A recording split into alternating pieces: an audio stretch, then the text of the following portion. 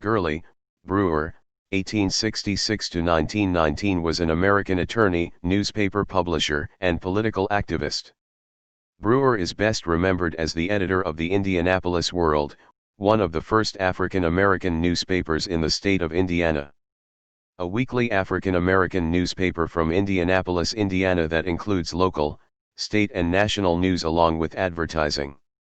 Gurley Brewer was born in Indianapolis, Indiana on June 28, 1866, the son of Edward Brewer, a barber, and his wife Mary Posey. Gurley had 7 siblings, 5 sisters, 2 brothers. He also had one half-sister. In 1874 the family moved to the town of Vincennes, Indiana when Gurley was a small boy.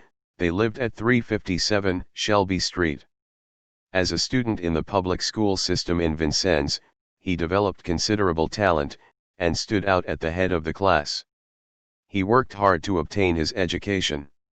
He then attended Wilberforce University, a historically black college affiliated with the African Methodist Episcopal Church, located in Wilberforce, Ohio. He graduated with honors in 1888. After graduation he began studying law with W.C. Johnson, of this city. He started practicing law in the Knox County Circuit Court, and Superior Court of Marion County. The early struggles, and trials, and disappointments of this young man, and his ultimate success go to prove what a young man can do if he only tries to succeed. Mr. Brewer has grown gradually from lowly, humble surroundings, from being a bootblack in his father's barber shop to the lofty position of leadership of his race in Indiana, and he deserves the respect of making for the indomitable will, for the zeal, and energy that he has shown in building up a character, and place for himself among the leader of men.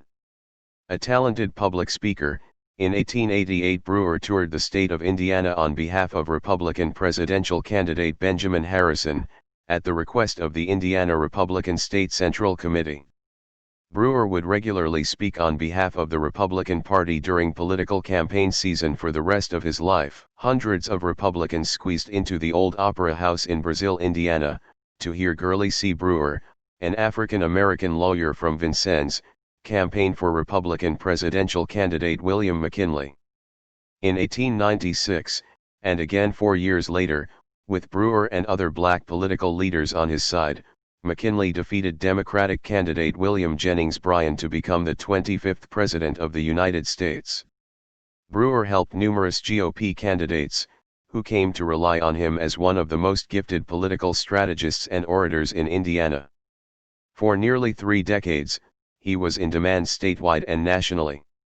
Brewer could count on being greeted by crowds of hundreds, sometimes thousands, wherever he spoke in support of a Republican Party candidate or about the key issues of the day that affected African Americans. His speeches were eloquent and rich, and his knowledge of the issues of the day was wide. He was respected as one of the most politically savvy people in the state. Media called him one of the most intelligent African Americans in the country. Black organizations and churches kept his calendar packed. Brewer was admitted to the Indiana State Bar as a practicing attorney in February 1890, becoming the first African American man ever admitted to bar in southern Indiana. He opened up a practice in his hometown of Vincennes. Brewer also served as the principal of the segregated colored schools of Mount Vernon, Indiana from 1894 to 1897. In 1900 Brewer was named Deputy State Historian of Indiana. He was also a deputy state statistician, and was elected an alternate delegate to the 1900 Republican National Convention. From the first years of the 20th century, Brewer was editor of the Indianapolis World, one of the first black newspapers in the state of Indiana. Brewer frequently took a conservative editorial line, in editorializing in 1903 in favor of the Negro Business League, a group formed in Indianapolis to remove disaffected and unemployed blacks from the community, with a view to assuaging troubled race relations. Brewer became co-publisher of The World with Alexander Manning in 1904, remaining at the helm until 1912. In this capacity he was active in the National Negro Press Association, of which he was elected second vice president in 1913. A staunch supporter of the Republican Party, Brewer backed the conservative William Howard Taft in the controversial 1912 election against the progressive campaign of former Republican President Theodore Roosevelt.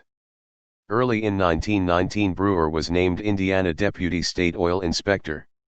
Death and legacy. Gurley Brewer died at his home in Indianapolis of a heart attack on March 30, 1919. He was 53 years old at the time of his death. A memorial service was held for Brewer on April 4, 1919, a gathering addressed by prominent Republicans including Indiana Governor James P. Goodrich and Indianapolis Mayor Charles W. Jewett. Of all his accomplishments in his life, once in an interview with a local newspaper he said, he enjoyed teaching his Sunday school class the most.